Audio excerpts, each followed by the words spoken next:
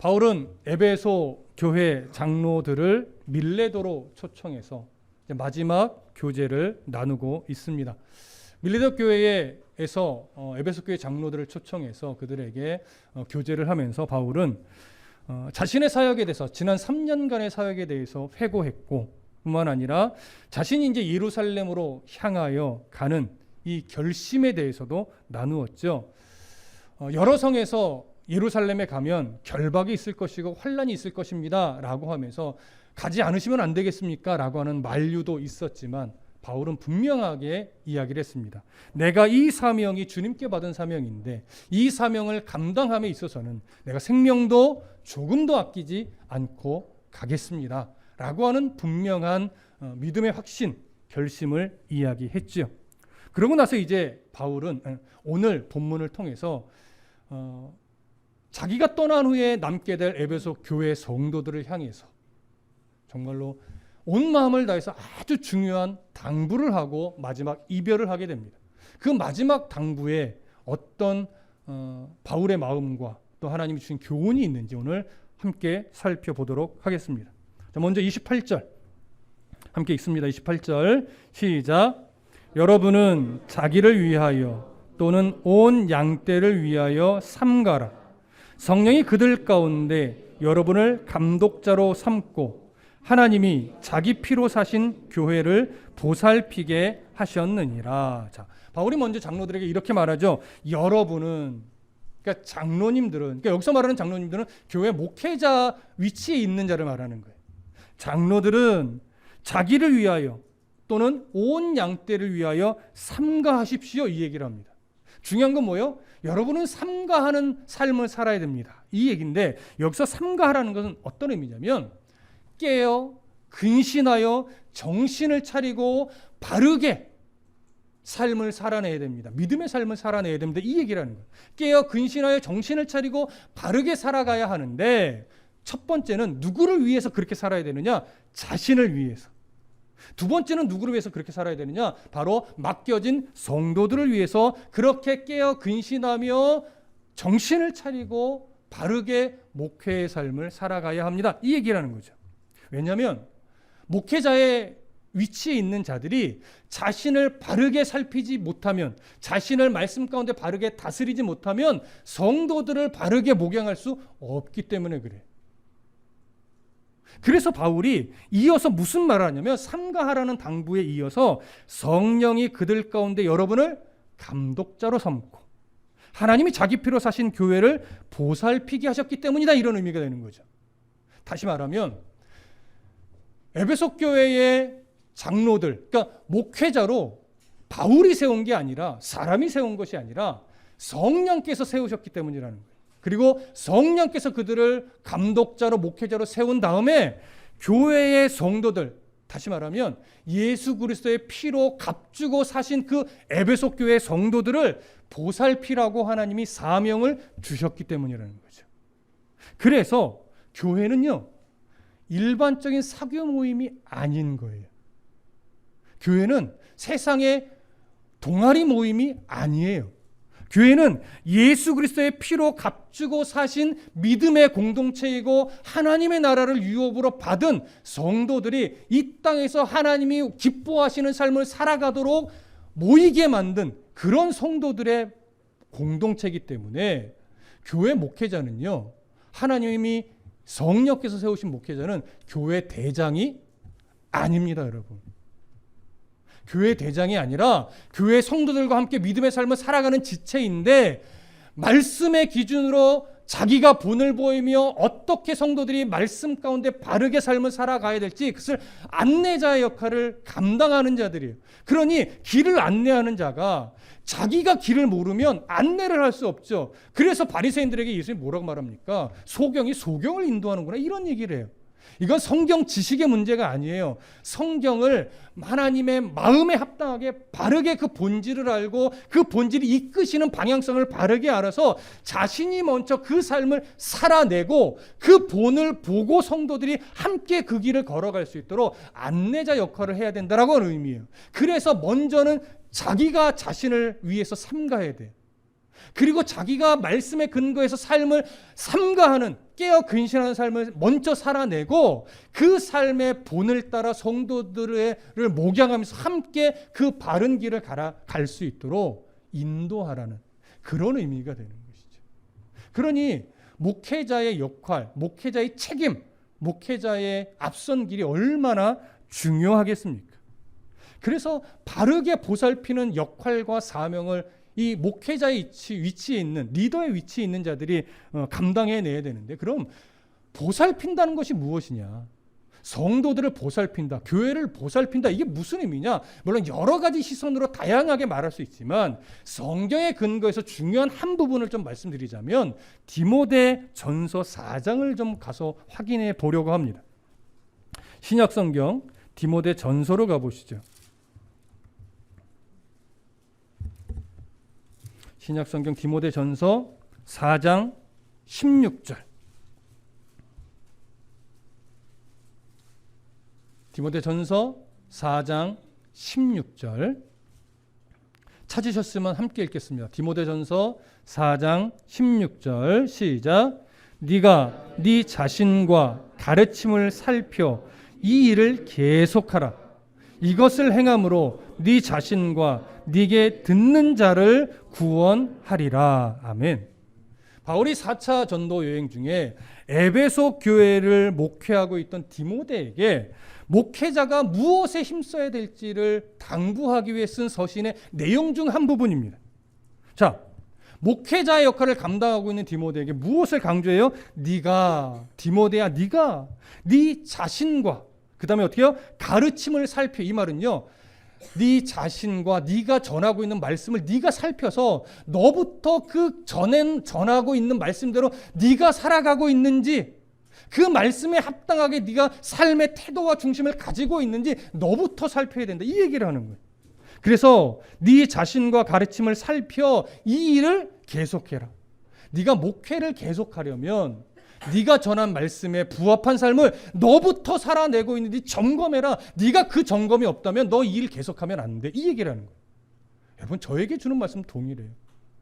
하나님의 말씀을 바르게 연구하고 바르게 전하는 일을 게을리하고 있다면 저는 목회를 더 이상 해서는 안 되죠. 제가 존경하게 된 어느 목사님이요, 본인의 나이보다 일찍 은퇴하시면서 어느 기자와 인터뷰를 했어요. 그 기자가 목사님에게 묻습니다. 왜 이렇게 일찍 은퇴를 하시게 됐습니까? 라고 물었더니 그 목사님이 무슨 말씀하냐면, 제가 정말 오랫동안 이 교회를 세워서 성도들과 목회를 하면서 정말 사랑하고 아끼고 염려하고 말씀을 전하며 목회를 했는데 어느 순간 제 안에 이 성도들을 내가 진짜 사랑하고 있나, 이것이 고민이 드는데 내가 정말 염려하고 정말 사랑하고 온 마음을 다해서 그들을 섬기는 모습이 식어진 걸 내가 깨달았습니다.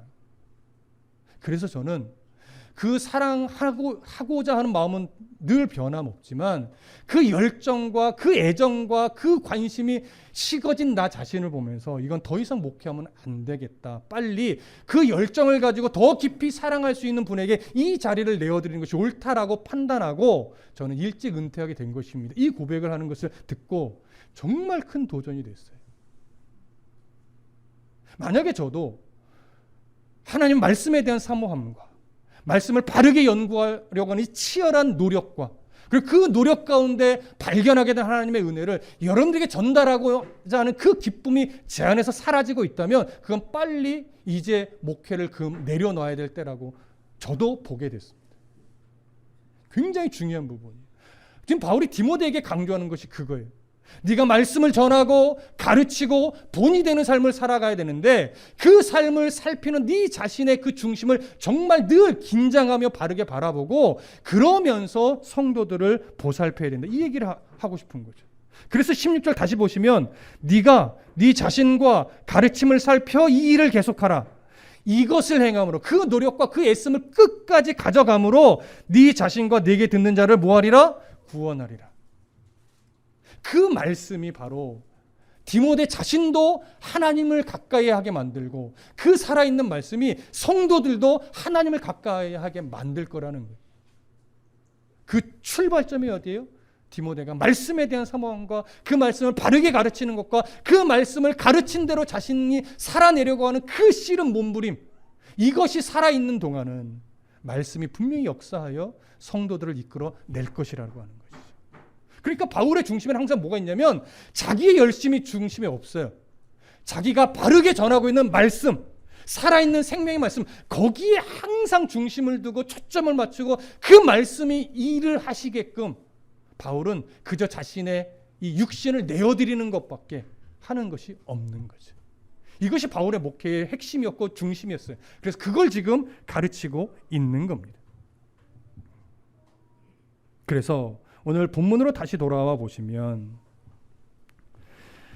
28절에서 여러분은 자기를 위하여 또는 온 양떼를 위하여 삼가라. 성령이 그들 가운데 여러분을 감독자로 삼고 하나님이 자기 피로 사신 교회를 보살피게 하셨느니라. 지금 우리 다드림교회 공동체는 하나님이 예수 그리스도의 보혈의 피로 값주고 세우신 공동체입니다. 그래서 저는 이 다드림교회 공동체를 제가 목회하는 것이 아니고 저를 통해서 선포하시는 하나님의 말씀이 이끌어 가시도록 그 안내자 역할만 충실하게 하려고 몸부림치고 있는 겁니다. 자, 그리고 본문을 이어서 좀 더 볼까요? 29절 30절 함께 읽겠습니다. 29절 30절 시작. 내가 떠난 후에 사나운 이리가 여러분들에게 들어와서 그 양떼를 아끼지 아니하며 또한 여러분 중에서도 제자들을 이끌어 자기를 따르게 하려고 어그러진 말을 하는 사람들이 일어날 줄을 내가 아노라. 자, 바울이요 가장 염려하는 것 중에 하나를 이제 끄집어내요. 이제 바울이 에베소 교회 장로들과 안타까운 작별을 하고 나면 이제 4차 전도 여행 중에 아마도 로마로 가고 또 하나님 허락하시면 스페인 지경까지 가서 선교 사역을 감당할 텐데 그 사역을 감당하다 보면 이제 에베소 교회로 돌아와서 이 성도들과 교제할 수 없을 것 같은 거예요. 그러니까 다시는 못 볼 가능성이 많은 거죠. 그래서 마지막 작별을 하면서 자기가 이제 없게 되면 분명 어렵고 힘든 상황이 여러 가지가 오게 될 텐데 그 중에 가장 조심해야 될 것이 뭐냐? 교회 밖에서 이리와 같은 자들이 교회 안으로 들어와서 교회를 어지럽게 만들 거라는 거예요.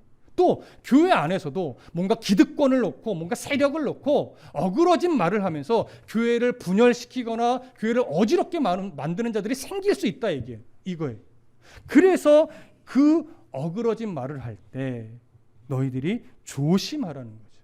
그것을 지금 당부하고 있어요.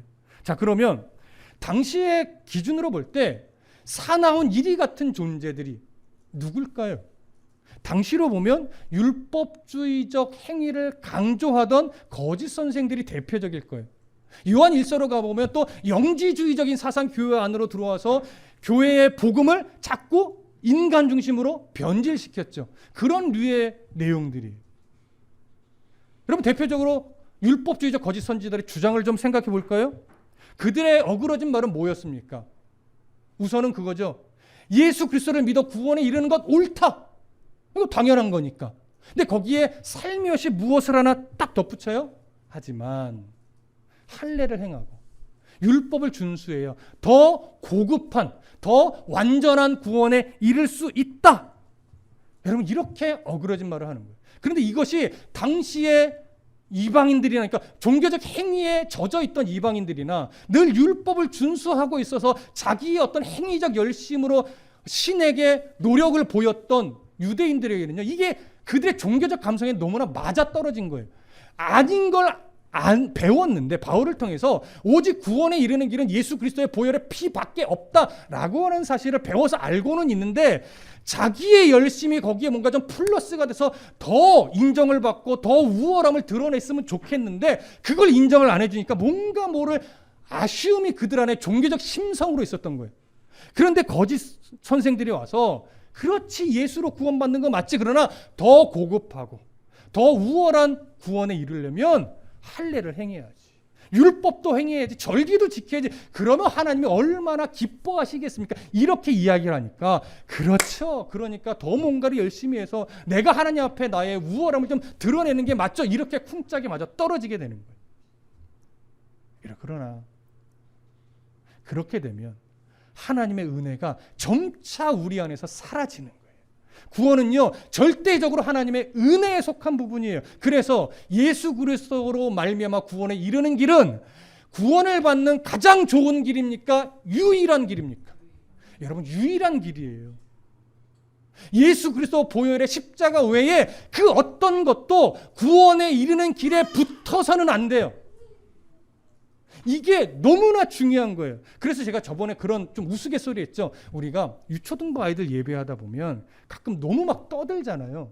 말도 안 듣잖아요. 선생님이 뭐라고 하면 막 귀뚱도 안 듣고 자기 하고 싶은 것만 막 하고, 그럴 때 가끔 이것이 막 차고 차다가요, 자기도 모르게 니들 그렇게 선생님 말 안 듣고 떠들면 지옥 간다? 그냥 장난처럼 한 말인데 이게 굉장히 이단스러운 말인 거예요. 그런 류의, 우리가 무심코 던지는 그런 류의 말들이 사실은 엄청난 이단적 발언이라는 거 우리가 좀 아시고, 한마디를 좀 하더라도 좀 바르게 할 수 있는 훈련이 좀 필요할 겁니다. 그런데 이단에 속한 자 사이비들이 늘 말하는 것이 바로 그렇게 살짝 예수 그리스도를 인정하고 하나님의 은혜를 인정하고 성경을 인정하는 듯 하다가 마지막에 한 자락 뭘로요? 마치 자기가 보혜사라고 떠들어대고, 자기 안에 구원에 이르는 비밀한 것이 우리에게만 주어졌으니 우리에게 성경 공부를 해야 구원에 이른다. 자기 공동체에 와야만 구원에 이른다. 이런 말을 하는 거예요. 여러분, 다른 거 다 필요 없어요. 99%다 맞고 다 은혜롭고 다 해석이 옳다 하더라도 그 1%의 예수 그리스도 외에 구원에 이르는 다른 길을 말하면 이단이에요. 무슨 말씀 이해되십니까? 이런 그 분별을 우리가 가져야 돼요. 그러니까 무슨 이야기를 뭔가 좀 석연치 않은 이야기를 할 때 한 가지만 물어보세요. 그러면 그 교육 안 받으면, 그럼 그 단체에 속하지 않으면, 그 공동체를 외면하면 지옥에 갑니까? 천국에 못 갑니까? 물어볼 때 그렇다라고 하는 뉘앙스가 요만큼이라도 있으면 이단일 가능성이 농후한 것이고 때로는 분명 이단인 거예요. 구원은 다드림교회만 있지 않습니다. 아시겠죠? 예수 그리스도의 보혈의 피로 값주신 모든 곳에는, 성삼위 하나님을 인정하는 모든 곳에는 구원이 있어요. 아무리 교회 간판을 멋지게 달고 있더라도 예수 그리스도로만 얻는 구원을 말하지 않으면 그건 이단인 거예요. 아무리 교단 안에 속해 있고 이름이 있고 유명하고 크고 많은 사람이 모여들어도 예수 그리스도 외에 다른 것을 합쳐서 구원을 말하면 그건 이단이란 말이에요. 구원은 오직 한 길. 누구요? 예수 그리스도. 그래서 우리가 기독교가 배타적일 수밖에 없는 이유는 다른 종교에는 예수 그리스도의 보혈의 피가 없단 말이에요. 그래서 종교다운주의가 인정을 할 수 없는 거예요. 그래서 WCC를 찬성할 수가 없는 거예요, 여러분. 뭐로 가도 서울만 가면 된다? 그건 기독교 주장이 아니란 말이에요. 불교에 예수 그리스도가 없어요. 다른 이 세상의 다른 종교에 우리를 위해 십자가에 죽어 보혈의 피를 흘림으로 말미암아 내 죄를 대신 내 죄의 책임을 감당해 주신 신이 없어요. 그래서 우리가 기독교가 배타적일 수밖에 없는 게 그냥 다른 종교가 싫어 이게 아니란 말이에요. 그러니 어떻게 강단이 교류가 됩니까? 예수 그리스도가 선포되지 않는데. 예수 그리스도가 선포된다면 그 보혈의 피로 이르는 구원이 선포된다면 교류할 수 있지요. 근데 그게 아닌데. 그래서 우리가요, 뭐 종교의 화합이니 이런 식의 좀 그럴듯한 말에 속지 마셔야 돼요. 기독교는 어쩔 수 없어요.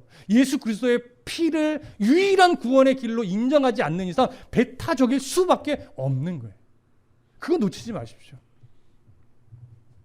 그래서 바울이 그 안타까움, 그것에 미혹되거나 속지 말라고 누가 이리 같은 자가 교회 밖에 들어와서 어떤 말로 현혹하든지 교회 안에서 어떤 세력과 기득권으로 인해서 어떤 말로 자기 세력을 끌어당기려고 어그러진 말을 하든지 거기에 속지 말아라.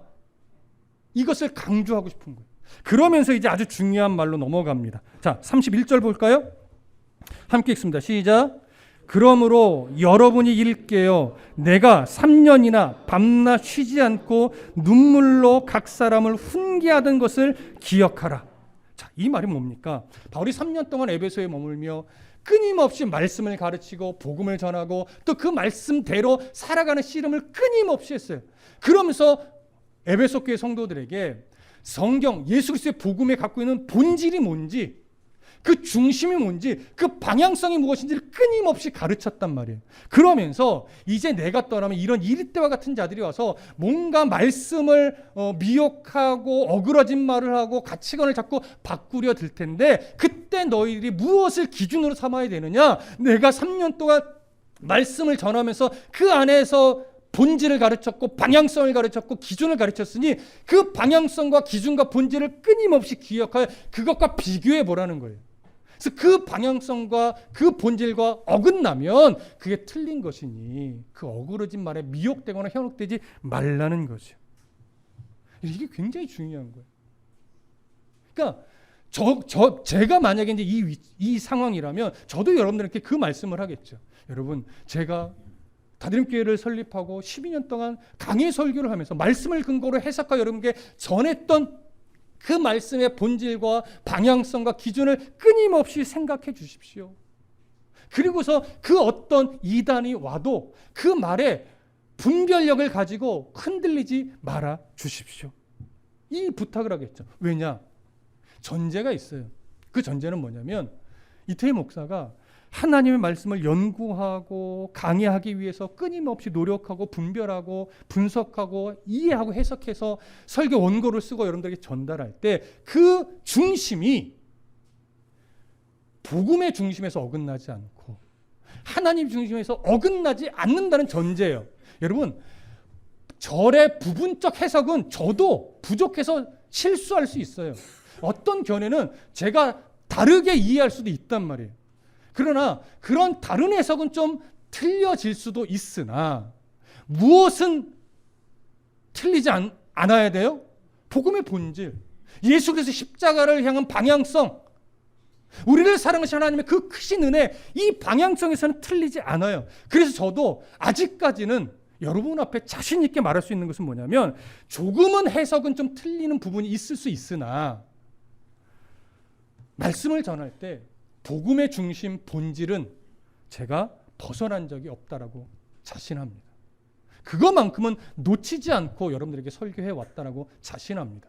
그리고 언젠가 제가 은퇴할 때 그때도 이와 똑같이 제가 여러분들 앞에서 말씀을 전할 때 제가 복음의 본질에서 벗어난 적이 없으니 이제 앞으로 여러분이 또 말씀을 붙잡고 살아갈 때 제가 여러분들과 나누었던 그 말씀에 가지고 있는 복음의 중심과 본질과 그 방향성을 늘 붙잡고 살아내 주십시오. 이 말씀을 드리고 저도 은퇴하고 싶어요.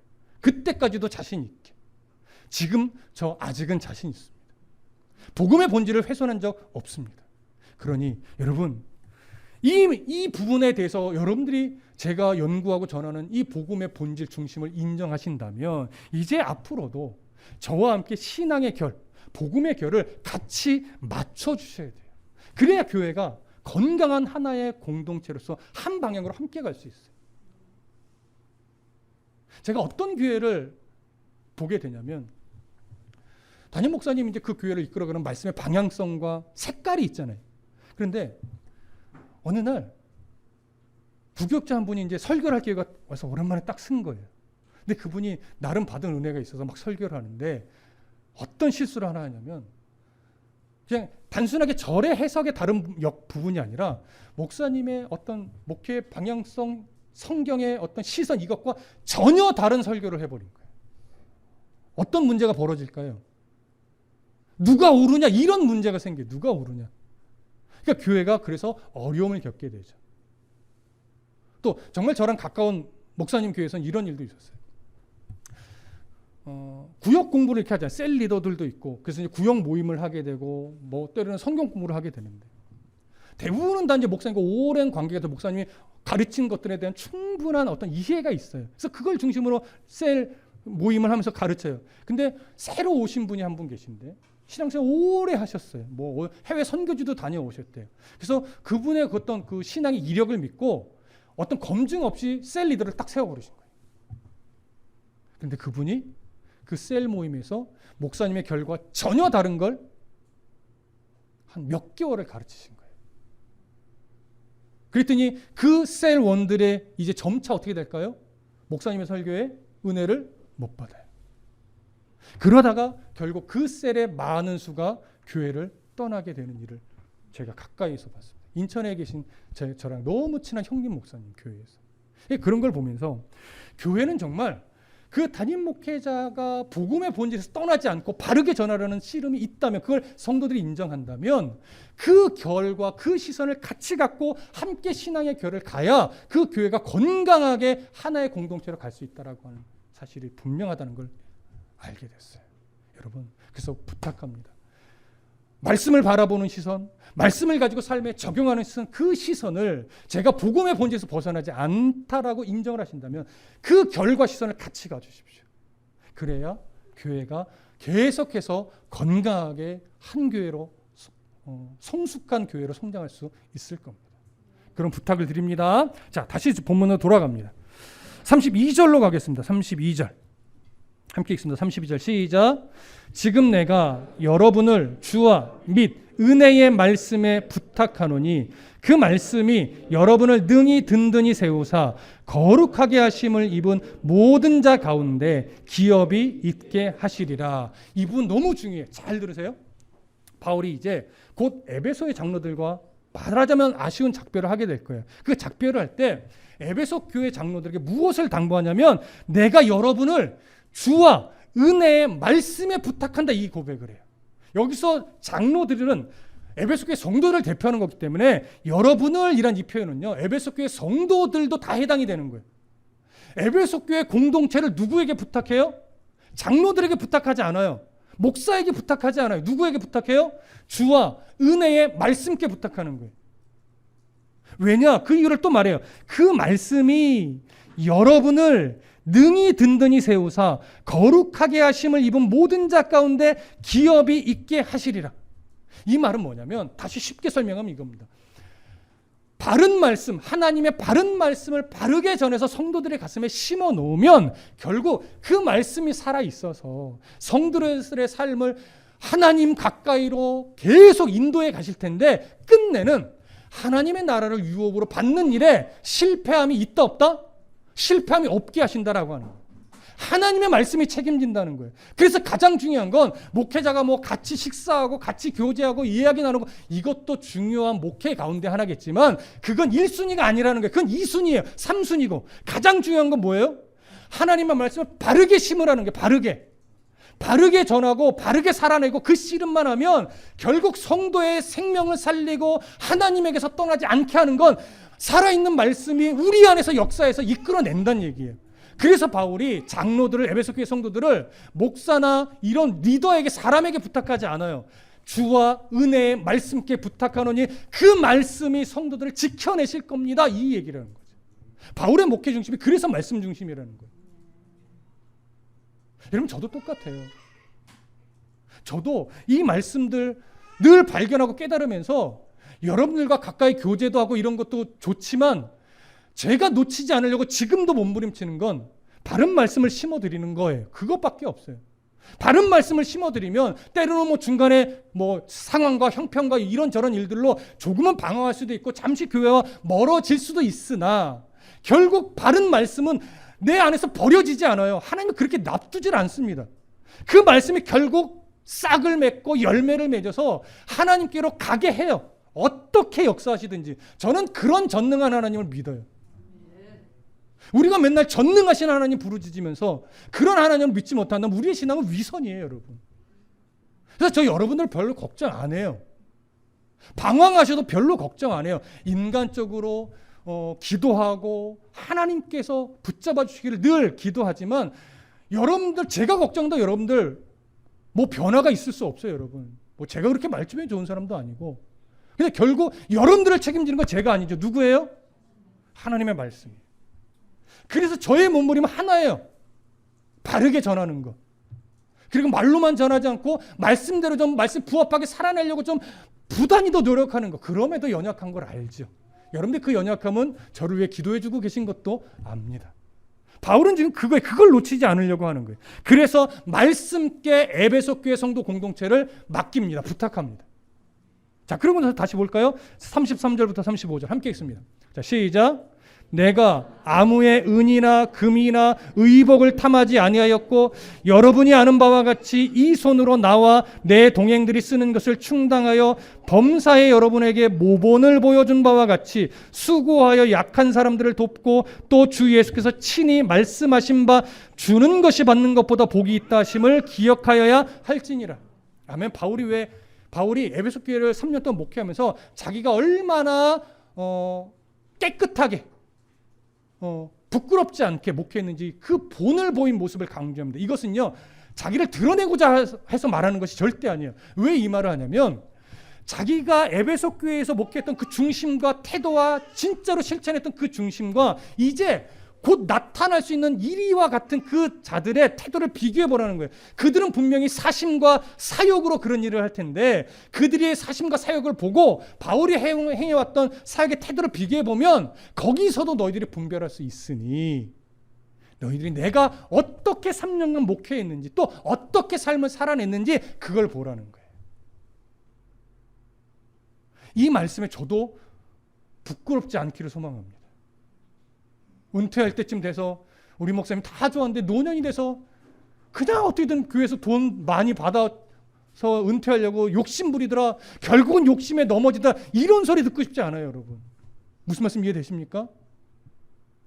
은퇴할 때 저도 바울처럼 내가 물질에 넘어지지 않았고 여자에 넘어지지 않았고 명예에 넘어지지 않았고 인기에 넘어지지 않았고 말씀 앞에 부끄럽지 않게 목회를 해왔습니다. 여러분 저의 본을 기억해 주시고 앞으로 이 또 교회가 더 건강하게 성장할 수 있도록 끊임없이 말씀 붙잡고 살아내 주십시오. 이 말을 저도 당당하게 전하고 은퇴하고 싶어요. 이 말씀 어떻게 보면 제가 각성하는 말이죠. 또 우리 전도사님들이 각성해야 될 말이기도 하죠. 자, 그리고 나서 그 중요한 말을 한다면 이제 마지막 구절 보십시오. 36절부터 38절 함께 읽습니다. 채원아 괜찮아? 너의 소리가 아름답다. 자, 36절부터 38절 함께 읽습니다. 시작. 이 말을 한 후 무릎을 꿇고 그 모든 사람들과 함께 기도하니 다 크게 울며 바울의 목을 안고 입을 맞추고 다시 그 얼굴을 보지 못하리라 한 말로 말미암아 더욱 근심하고 배에까지 그를 전송하리라. 자, 바울의 그 깊은 애정 어린 권면을 다 듣고 나서 이제 장로들과 바울이요 함께 무릎을 꿇고 기도해요. 기도하고 눈물로 포옹을 하고 이별의 입맞춤을 하고 이제 바울을 예루살렘으로 보내기 위해 배까지 같이 가서 전송을 합니다. 자, 여기서 우리가 놓치지 말아야 될 게 전송하니다로 번역된 헬라어예요. 프로펜프라고 하는 단어를 쓰는데요. 우리가 배웅 뭐 이런 의미가 되지만 원문의 의미는 뭐냐면 그 길을 돕다예요. 준비하여 보내다예요. 자, 이것이 무슨 의미를 담고 있느냐 잘 들으세요. 예루살렘까지 가는 여정에 필요한 물품들도 준비해서 주었을 거예요. 하지만 그것보다 더 중요한 의미는 뭐냐면 결박과 환난이 기다리는 것을 알면서도 하나님이 주신 사명을 가슴에 붙잡고 죽을 수 있다 하더라도 나는 그 사명을 위해 갑니다라고 결심했던 바울의 이 결심이 흔들리지 않기를 기도해 준 거예요, 여러분. 왜냐하면 바울도 사람이에요. 결심을 갖고 예루살렘에 갔지만 막상 결박을 당하고 환난을 당하고 모진 고문을 받고 감옥에 갇히면 내가 이거 끝까지 갈 수 있을까라고 하면서 이 길을 포기하고 그냥 사명을 저버릴 수도 있어요. 바울의 그 결심을 알게 된 장로들이요 그걸 기도하는 거예요. 환난이 와도 결박을 당해도 바울의 그 결심을 우리가 인정하오니 하나님 그 결박 앞에서 타협하는 신앙이 되지 않게 바울을 지켜주십시오. 순교의 앞에 놓였다 할지라도 그 죽음이 두려워서 하나님을 부인하는 일이 없게 바울의 결심을 지켜주십시오. 이게 전송하니라에 담긴 의미예요, 여러분. 우리나라 일제시대의 목사님들 순교하실 때 제가 듣기로는요, 그 가족들, 아내나 또는 부모가 자식에게 주기철 목사님에게도 그랬대요. 믿음으로 죽어라. 얼마나 가혹한 말입니까? 네가 타협하면 기독교가 무너지고 성도들이 무너지니 일제의 칼 앞에 타협하거나 무릎 꿇지 말고 네가 죽을 상황이 되면 주를 위해 죽어라, 이 얘기를 했대요. 이게 진짜 동역자의 마인드인 거예요. 이게. 여러분이 저를 위해서 기도할 것은 이런 겁니다. 이태희 목사가 세상에 뭔가 좀 이름이 알려진다고 거기에 취해서 말씀 연구하는 일에 게을러지지 않도록 기도해 주셔야 돼요. 인기에 편승해서, 접대받는 것에 편승해서 목회가 변질되지 않도록 끝까지 말씀 앞에 정직한 목사로, 물질에 시험당하지 않고 여자에 시험당하지 않고 끝까지 말씀 붙잡고 말씀을 바르게 전하는 일에 끝까지 최선을 다하는 그런 목사로 서게 해 주십시오. 이렇게 기도해 주셔야 돼요, 여러분. 저 또한 여러분들 마찬가지입니다. 어떠한 환경적 어려움, 관계적 어려움, 또 뭐 사업적 어려움, 수많은 어려움들이 여러분들 앞에 끊임없이 놓이게 될 텐데, 물론 그런 문제들을 해결해 주십시오라고도 기도하겠죠. 그런데 저의 기도의 중심은 그것이 아니에요. 그것에 속지 않게 해 주십시오. 내 앞에 놓인 그 어려운 상황들, 힘겨운 상황들, 마음의 아픔들, 상처들, 그것에 속아서 신앙을 멀리하거나 영적으로 나태해지거나 교회를 등한시하거나 하나님과의 관계가 멀어지거나 그런 일이 없도록 상황에 속지 말고 늘 하나님과 가까이 하는 성도가 될 수 있도록 상황을 이겨내고 견디어내고 극복하고 그렇게 살아있는 말씀의 사람답게 살아낼 수 있도록 해 주십시오. 이것이 사실은 저의 기도 내용이에요. 여러분들을 향해. 말씀께 부탁하는 수밖에 없어요, 여러분. 그러니 여러분들이 저를 위해서 기도하는 거나 제가 여러분들을 위해서 기도하는 거나 똑같죠. 그리고 여러분 생각해 보십시오. 여러분들의 자녀를 위해서 뭘 기도하겠습니까? 여러분들의 자녀를 위해서. 어차피 언젠가는 품을 떨어질 수밖에 없는 자식들이에요. 그 자식들을 우리가 신앙을 책임질 수가 없어요, 여러분. 목회자도 자식의 신앙을 목회자가 책임을 질 수 없어요. 그러니 우리의 역할은 딱 하나예요. 그 자식이 하나님의 바른 말씀이 한 절이라도 들을 수 있도록. 그러면요, 언젠가는 그 한 구절의 말씀이 그 자식의 변화를 이끌어냅니다. 제가 믿는 하나님은 그런 하나님이에요. 그래서 그 한 구절, 살아있는 말씀 한 구절을 자녀의 가슴속에 심기 위해서 나부터 바뀌어야 되는 거죠. 나부터 본을 보여야 되는 거죠. 나부터 말씀을 잡고 살아내는 그 씨름을 해야 되는 거죠. 그래서 제가 말씀 한 구절 자식에게 심으라는 것은요, 말로 심으라는 얘기가 절대 아니에요, 여러분.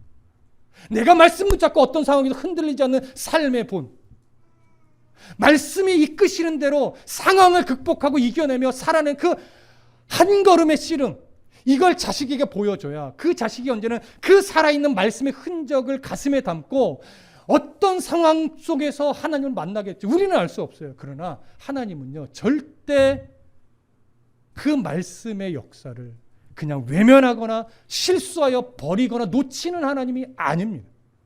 저는 그 하나님을 믿습니다. 그래서 이 전송하니라, 그 길을 돕는다. 이것은 여러분들과 저의 관계에서도 해당하지만 여러분들 가정 안에서 부부 간에도 이런 기도를 해야 되고 부모와 자식 간에도 이 기도를 하면서 항상 주의 말씀께 항상 부탁을 해야 돼. 주의 말씀께 맡겨야 돼. 그것이 자녀를 살리는 비결이고 가정이 회복되는 비결이고 교회 공동체가 건강한 공동체를 끝까지 유지하는 유일한 비결입니다, 여러분. 말씀이 살아있으면 됩니다. 목사도 말씀 위에 서 있으면 되고 성도도 그 목사와 함께 말씀 위에 서 있으면 견고한 믿음의 진을 칠 수 있어요. 그러니 보십시오. 믿음은 그 말씀과 씨름하면서 힘들고 어려움이 해결되는 것이 아니라요, 힘들어도 말씀을 향하여 울면서 가는 길인 거예요. 어렵고 지치고 낙심이 되어도 주님 주신 약속 붙잡고 눈물을 흘리며 한 걸음씩 내디뎌 가는 것이, 그것이 믿음의 길인 거예요. 울지 않고 신앙의 길을 갈 수 없습니다. 신앙은 고상한 게 절대 아니에요. 바른 믿음의 삶은 어려운 거예요. 불편한 거예요. 때로는 자존심도 눌러야 돼요. 그러니 눈물 흘리지 않고 어떻게 믿음의 길을 바로 갑니까? 고상한 신앙생활 없다는 거 명심하십시오. 많은 것을 때로는 포기해야 돼요. 많은 것을 때로는 잃어버려야 돼요. 왜? 주님을 붙잡기 위해서. 그 울면서도 가야 하는 믿음의 길, 신앙의 길, 좌로도 우로도 치우치지 않고 어그러진 말에 현혹되지 않고 주님 나라 갈 때까지 주님 마음에 합한 자로 살아가기 위해서는 오늘도 절연하게 눈물을 흘리면서 하나님의 말씀을 가슴에 품고 주님께서 온전하게 섭리할 것을 기대하며 그 전능하심에 잇대어서 오늘 우리가 한 걸음씩 달려가는 겁니다. 지치지 마시고 절망에 빠지지 마시고 낙심하지 마시고 울면서라도 말씀 부여잡고 믿음의 길, 이 믿음의 경주 함께 달려가십시다. 기도하겠습니다.